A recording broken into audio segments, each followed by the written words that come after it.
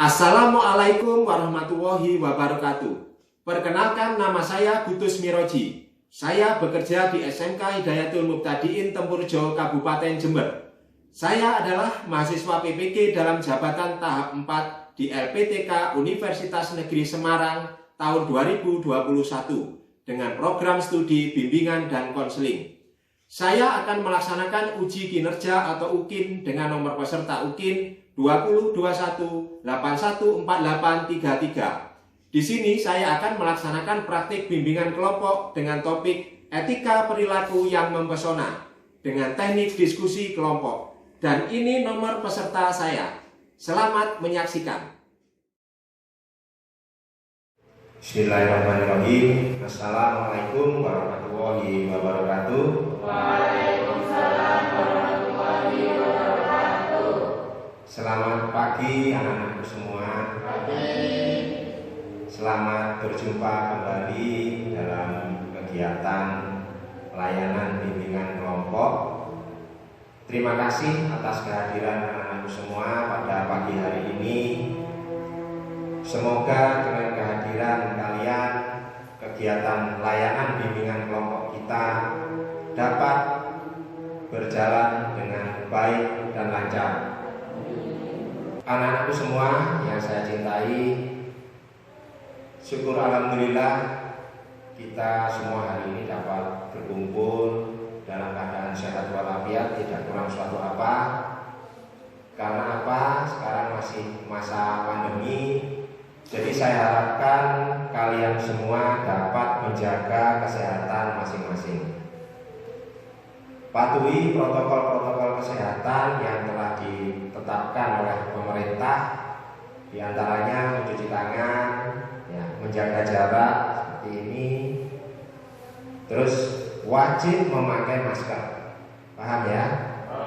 Karena pandemi COVID-19 masih mengintai kita. Anak-anakku semua, sebelum kita memulai kegiatan layanan bimbingan kelompok ini, marilah kita berdoa bersama meminta kepada Allah Subhanahu wa taala agar kita semua nantinya dapat diberikan kesehatan dan keselamatan, serta kegiatan ini nanti bermanfaat bagi kita semua. Untuk doa, mohon Arya untuk memimpinnya. Silakan. Sebelum kita memulai kegiatan hari ini, marilah kita berdoa menurut keyakinannya masing-masing. Berdoa mulai.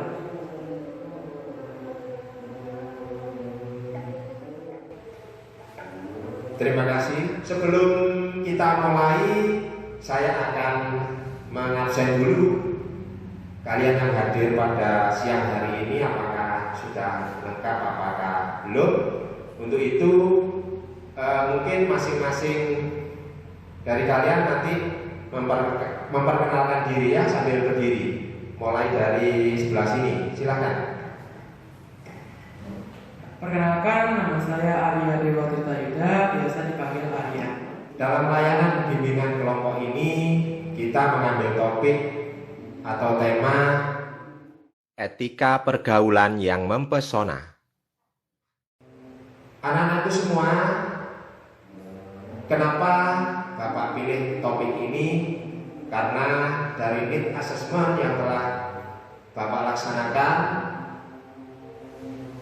menunjukkan bahwa kalian sebagian besar menginginkan untuk memilih topik mengenai etika pergaulan. Nah, untuk topik etika pergaulan yang mempesona ini ada beberapa tujuan yang akan kita capai. Yang pertama, tujuan umum dan tujuan khusus. Tujuan umum dari topik kita kali ini adalah bahwa dengan etika pergaulan kalian bisa mempererat tali persahabatan dan persaudaraan dengan teman sebaya. Itu tujuan umumnya. Sedangkan tujuan khususnya ada 3. Yang pertama mendeskripsikan etika pergaulan itu apa. Jadi di sini Bapak harapkan kalian dapat memahami etika pergaulan itu apa sih. Yang kedua, kalian akan melihat apakah unsur-unsur ya yang terdapat dalam etika pergaulan itu.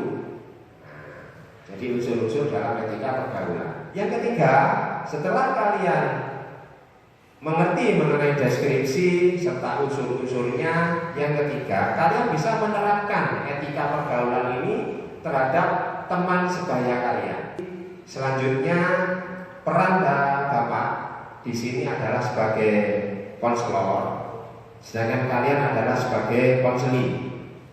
Jadi Bapak di sini akan menjadi moderator, akan menjadi penengah ketika kalian nanti melaksanakan diskusi dengan temannya. Ya. Jadi saya harapkan kalian sebagai konseling juga harus memberikan masukan-masukan maupun saran-saran dan gagasan kepada temannya secara santun, baik dan profesional. Ya. Itu yang Bapak harapkan. Dalam bimbingan kelompok ada beberapa ajas yang harus kita taati. Yang pertama yaitu asas sukarela.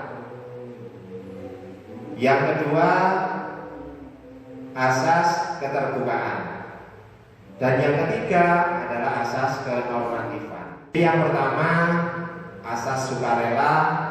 Saya harapkan kalian nanti dalam memberikan pendapat, memberikan gagasan maupun saran kepada teman kalian disampaikan dengan sukarela, disampaikan dengan terbuka.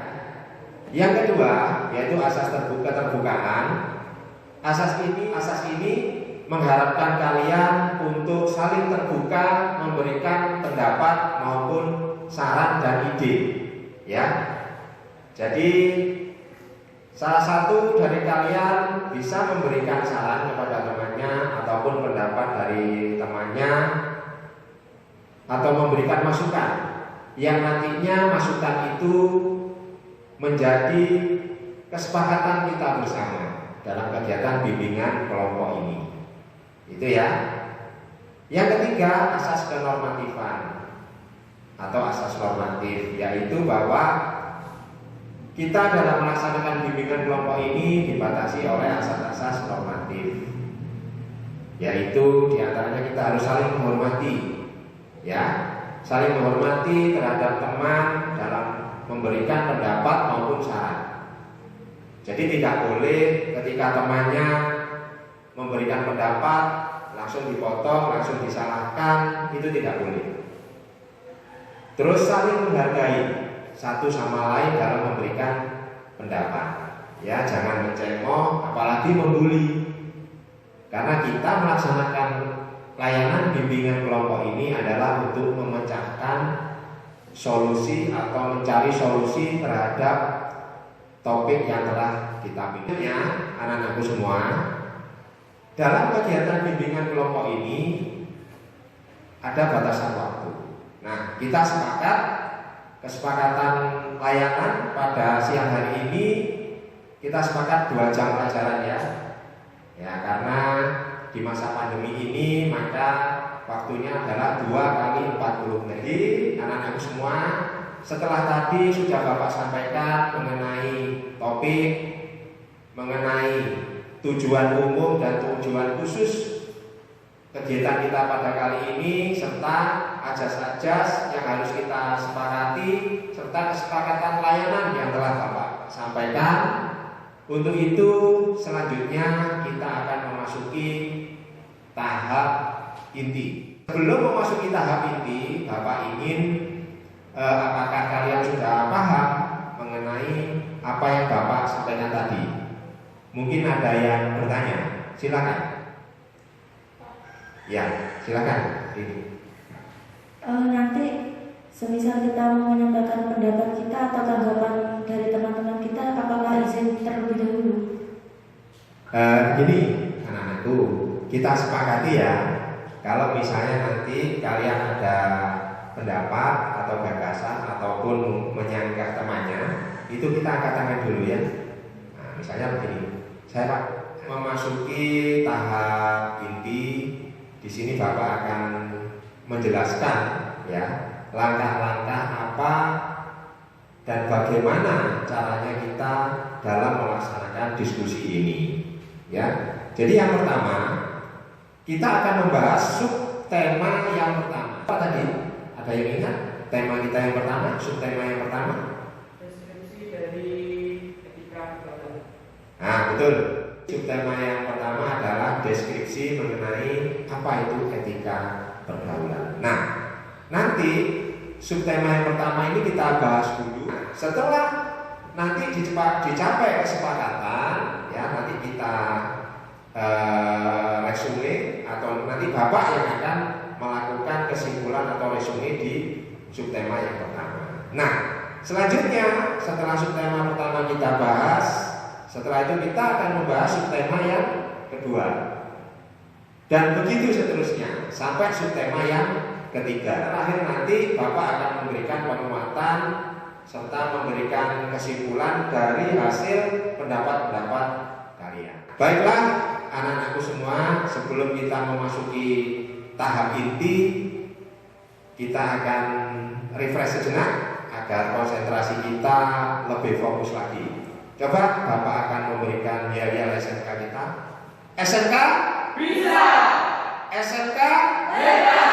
SMKHM Luar biasa. Terima kasih. Yang pertama yaitu mengenai deskripsi dari etika pergaulan. Nah, silakan. Menurut saya etika pergaulan itu kita yang berteman sesama teman, ya itu kita tidak boleh beda-bedakan teman. Semua kan sama. Kita nggak boleh gimana ya menyamaratakan semuanya itu. Kalau dia nakal, kita kan ya boleh berkenalan sama dia, tapi nggak boleh ikut sifatnya. Menurut pendapat saya, etika dalam pergaulan itu tata cara kita bergaul. Jadi etika itu artinya kan tata cara atau metode kita untuk bergaul. Sekian dari saya. Saya menanggapi pendapat Rini tadi, etika pergaulan itu benar kata Rini tadi, peraturan kita dalam pergaulan. Sebetulnya bisa ditambah lagi, dalam kita mencari teman dari awal juga harus satu frekuensi gitu. Kalau kita nggak satu frekuensi, itu kedepannya bakal sulit.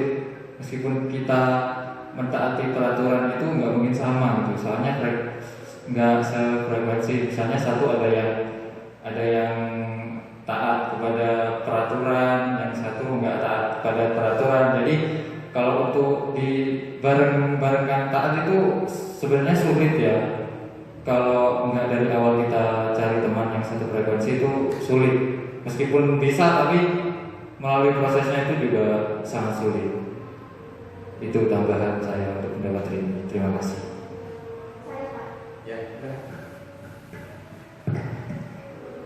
Saya yang menanggapi penanya Haikal. Cari teman gak harus frekuensi. Tadi Haikal bilang ada yang taat peraturan, ada yang nggak taat peraturan. Misalkan dua teman itu sama-sama berteman.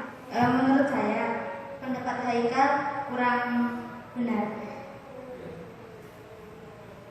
Cari teman gak harus yang satu frekuensi. Misal tadi Haikal bilang ada yang taat peraturan, ada yang nggak taat peraturan. Kalau menurut saya cari yang taat peraturan dan nggak taat peraturan itu sama aja. Misalkan saya sama ini. Misalkan yang ini nggak taat peraturan, saya taat. Kita bisa membenahi dia untuk mentaati peraturan juga. Seperti itu. Oke Pak, mohon maaf, saya izin untuk menanggapi pendapat Aris tadi. Kenapa saya bilang satu frekuensi? Kita kan teman, gitu kan? teman itu umumnya itu ngapa-ngapain bersama, bukan katanya kita belajar bersama. Nah, kalau yang satu belajar, yang satu nggak belajar, ia bisa dianggap teman tapi kurang enak gitu. Gimana? Bisa dijelaskan, Bu? Kalau masalah itu misal kita belajar, sedangkan dia tidak belajar, kita bisa mengajak dia untuk belajar, bagaimanapun itu. Misalkan dia tidak mau, ya udah pelan-pelan kita. Saya mau menanggapi pernyataannya Mbak Elis dulu ya. Menurut saya ya benar, teman itu nggak perlu satu frekuensi. Soalnya yang satu taat peraturan dan yang satu nggak taat peraturan itu bisa saling melengkapi. Contoh, yang tidak taat peraturan bisa dikasih tahu oleh yang satunya, ayo belajar, nanti bisa pelan-pelan belajar bareng, nanti bareng. Nah, yang nggak taat peraturan bisa ngasih tahu yang taat, kalau itu semuanya nggak harus serius, harus bisa dibuat refreshing seperti itu. Oh ini ya, ya silakan. Jadi gini, boleh kita berteman tidak sefrekuensi, tapi kita tidak boleh mencontoh perilaku yang buruk dari teman yang selalu bersama kita gitu. Kalau semisal kita hanya sangat mentaati peraturan, tapi dianya tidak mentaati peraturan, kita harus gimana ya? Tetap mentaati peraturan. Semisal teman yang selalu bersama kita itu datanya terlambat, tapi kita disiplin untuk datang tepat waktu. Nanti teman yang selalu bersama kita itu akan minder dari kita gitu. Jadi ada rasa tidak nyaman. Jadi insya Allah nanti ke belakangnya bisa mencontoh kita. Menurut saya tentang pendapat ini benar. Soalnya kan teman, semisal kita datangnya pagi, nah teman kita datangnya telat, itu kan pasti ngikutin kita tiap harinya kayak, kok aku telat sih, sedangkan temanku gak telat gitu kan. Terus belakangnya itu teman kita pasti ngikutin kayak kebiasaan kita gitu. Mungkin benar pendapat dari ini, tidak semua teman itu harus mengikuti apa yang kita perbuat. Tetapi kan sifat manusia itu kan sendiri-sendiri. Kayak contoh, misal kita rajin, yang satu tidak rajin. Mungkin dari dianya ingin belajar dari kita pun rasa mindernya itu lebih berat. Kayak seperti kita berangkat pagi, dia berangkat siang. Kenapa ya? Karena dia nggak terbiasa dan pergaulannya pun pergaulan yang agak-agak nakal gitu. Sedangkan kita sudah terbiasa dengan pergaulan yang lebih taat ke aturan. Kalau menurut saya sih, kenapa tidak harus belajar dengan mendekati orang-orang yang taat pada aturan? Seperti itu. Terima kasih anak-anakku. Pendapat kalian semua sudah bagus menurut Bapak. Jadi ada yang setuju dan ada yang menambahkan dan ada yang tidak setuju. Tapi Bapak ingatkan lagi bahwa pada subtema yang pertama ini kita akan mencari apakah deskripsi dari etika pergaulan itu, ya.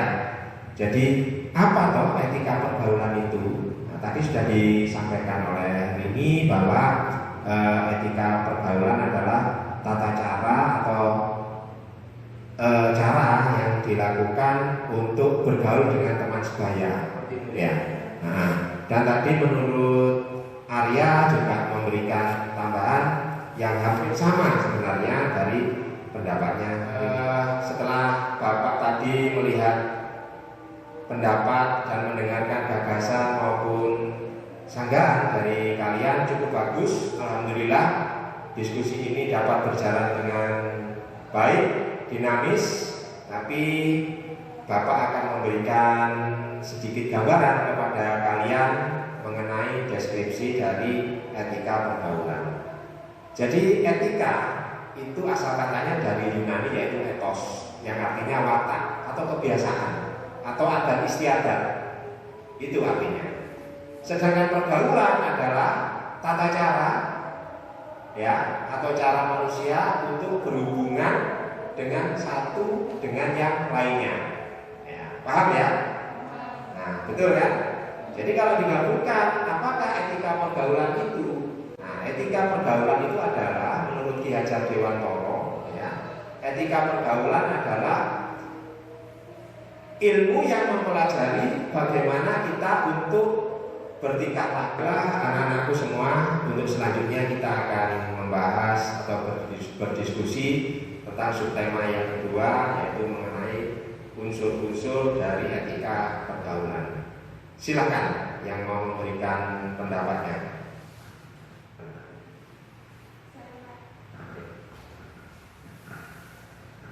Menurut saya unsur-unsur dari etika pergaulan itu satu, pilihlah teman yang berakhlak baik. Kalau kita berteman dengan teman yang berakhlak baik, kita juga bisa mungkin mengikuti mereka juga berakhlak baik. Mereka bisa mengajak kita untuk selalu berada di jalan yang lurus, untuk membantu kita selalu mendekatkan diri kepada Allah Subhanahu wa Ta'ala. Itu menurut saya. Terima kasih. Saya Pak. Ya. Kalau menurut saya untuk menemui unsur-unsur etika dalam pergaulan yaitu mencari teman yang untuk menambahkan semangat tinggi. Jadi jikalau temannya kayak semangat ayo untuk ini, pasti kita akan terikut dengan teman yang selalu semangat. Iya, dapat berpengaruh baik untuk kita. Selanjutnya, silakan. Ya, silakan. Menurut saya salah satu unsur-unsur dari etika pergaulan yaitu yang pertama, menurut saya menjadikan teman tersebut sebagai wahana. Maksudnya kita dalam pertemanan tuh harus gimana ya? Misalnya kita punya masalah pribadi gitu, kita bisa cerita secara gamblang buat teman kita. Jadi saat kita di luar dan saat kita bersama teman-teman kita itu beda. Kita setelah menceritakan masalah kita kepada teman kita jadi gimana ya, kayak nggak memikirkan masalah itu lagi gitu. Soalnya itu otomatis teman-teman kita itu mensupport kita, memberikan memberikan cara untuk menyelesaikan masalah kita gitu. Jadi intinya teman-teman itu sebagai tempat mencurahkan melampiaskan kesenangan kita di teman-teman itu. Ya, seperti yang disampaikan Haikal, teman itu sebagai tempat wahana, bisa disimpulkan curhat ya.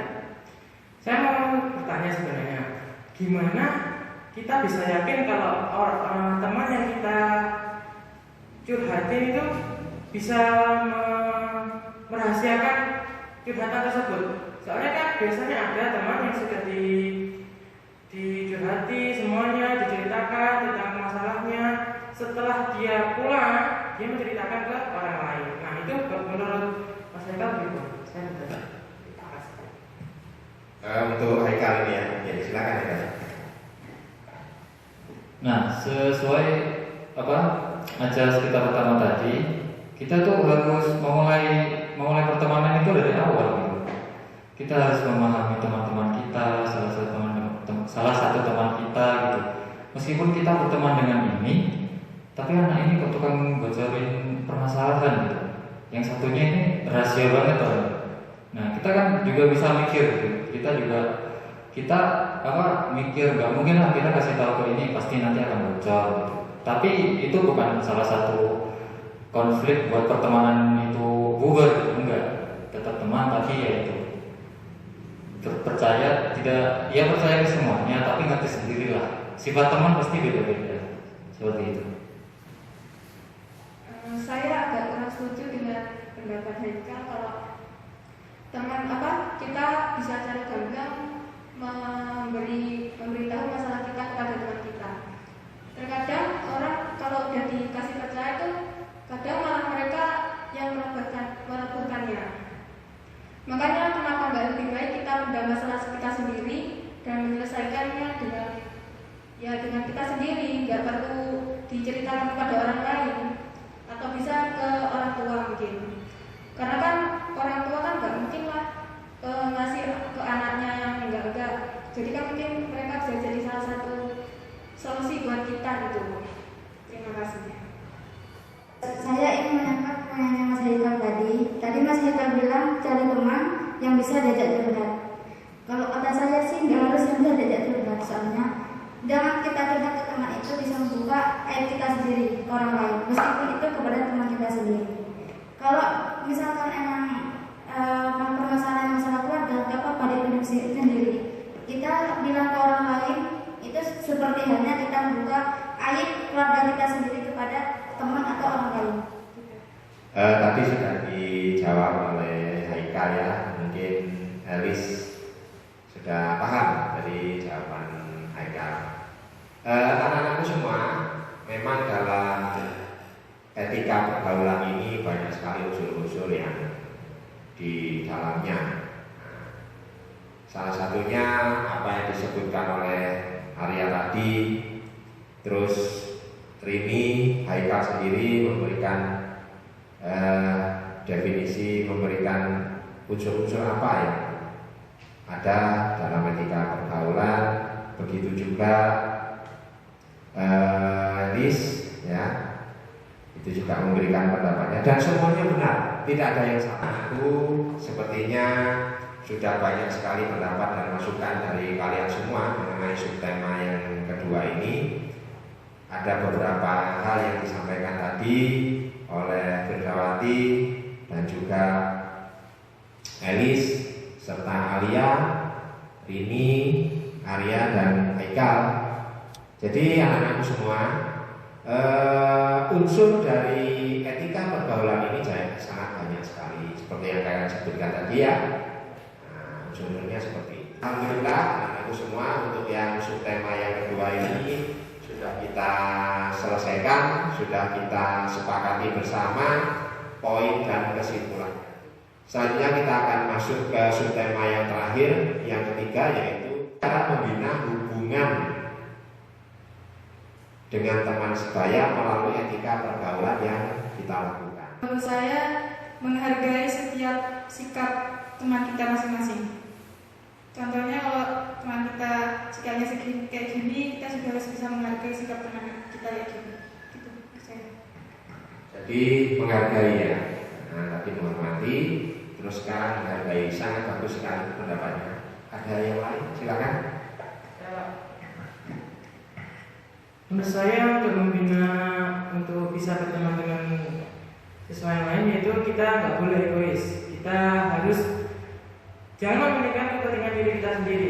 Contoh kalau kita mau pergi kemana, jangan kita memaksa mereka untuk pergi bersama kita. Jangan, kita harus menghargai pendapat mereka juga. Enggak, saya harus gini, masih muda gini. Oh, gitu, kita nggak akan memaksa. Jadi jangan mementingkan urusan kita sendiri, sedangkan temannya memiliki kesibukan lainnya. Seperti itu. Terima kasih.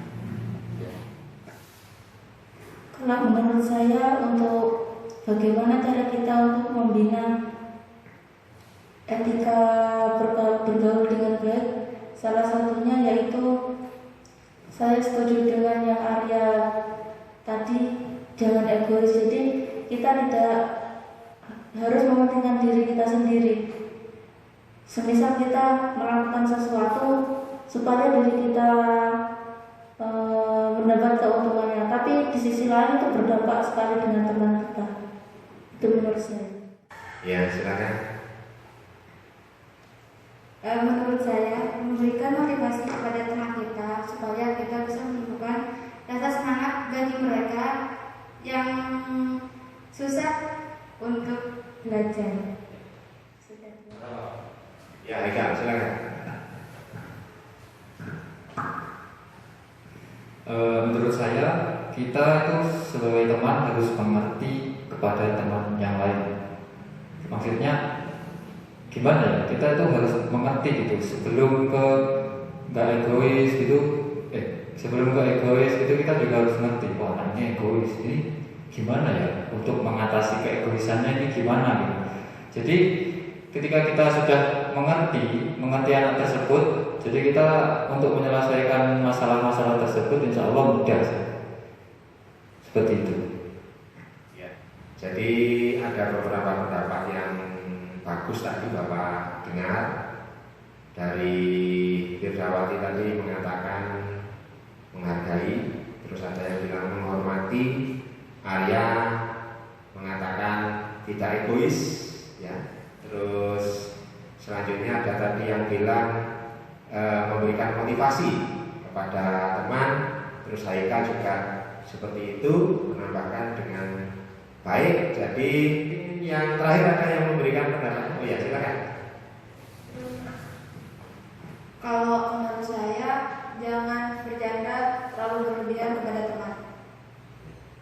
Contohnya seperti hal yang membuat teman kita malu tetapi malah dianggap lucu. Ya, intinya jangan guyon keterlaluan ya. Betul ya? Nah, ya.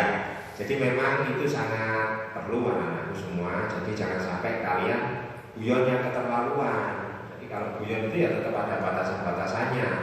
Nanti kalau keterlaluan bisa menyinggung teman kalian yang akibatnya nanti kalian sudah tidak rukun lagi.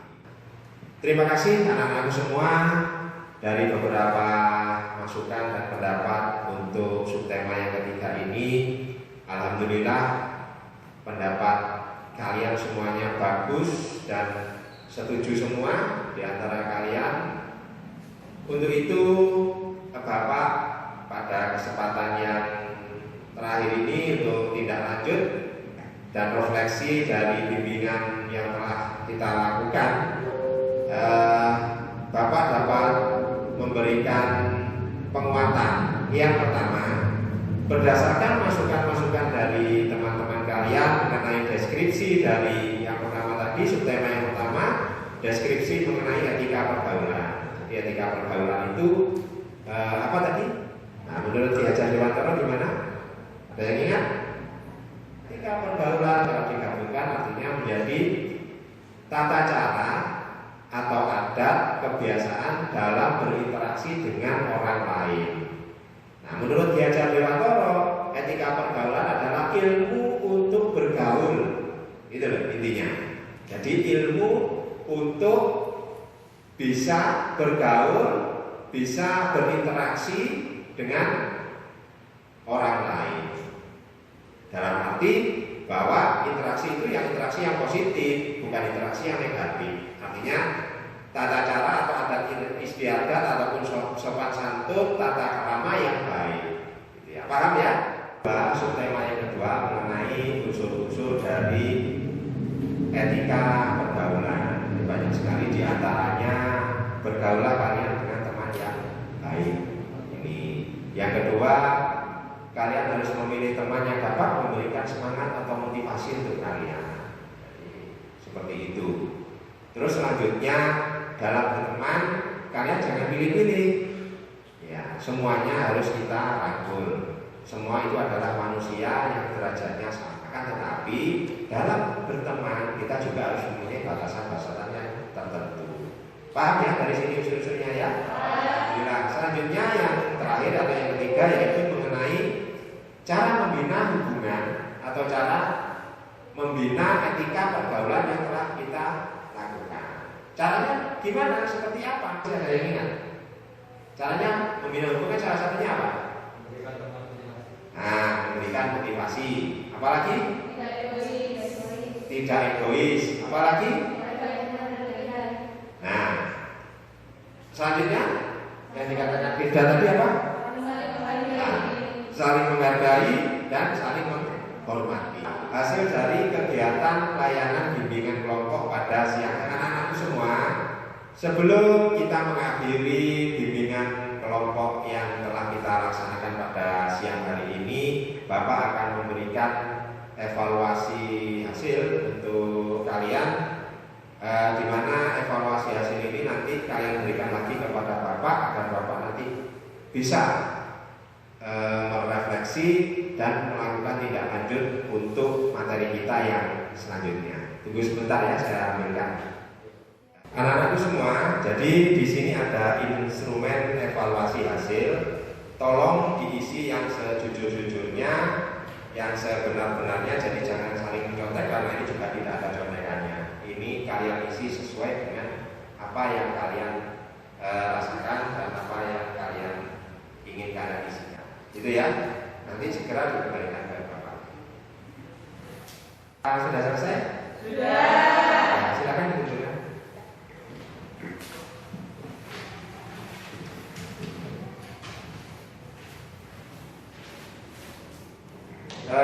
Baiklah anak-anakku semua,